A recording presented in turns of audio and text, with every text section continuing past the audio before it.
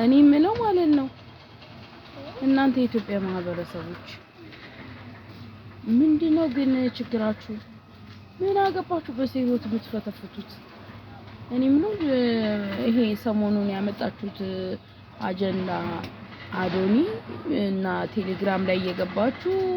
ቲክቶክ ላይ የገባችሁ አንፎሎ ተደራርገዋል አልተደራረጉም ምናምን እያለች የታባታችሁ አቋችሁስ ነው ቆይ አንፎሎ መደራረጋቸው ሲጀመር አዶኒን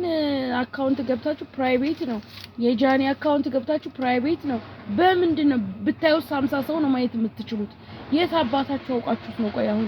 አዶኒ አንፎሎ ተነሳሱ እንደዚህ ተደራርገዋል እንደገና ደግሞ ቢጣሉ እንኳን አንፎሎ አይደራረጉ በጣም የሚደብር ነገር አታርጉ እውነት ወላይ በጣም ይደብራል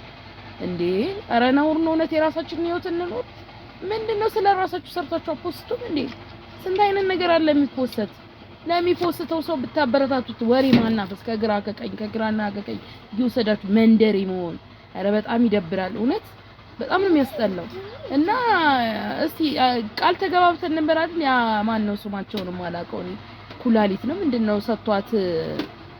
ከዳችኝ አልከዳችኝ በላችኝ አልበላችኝ በዛ እኮ ነው የተማማል ነው ነበር አይደል እንዴ የሰው ነገር በቃም ብለን እንዴ አሬ ይደብራል እውነት በጣም ያስጠላል እኔ በራሴ ማለት ነው ይደብራል እውነት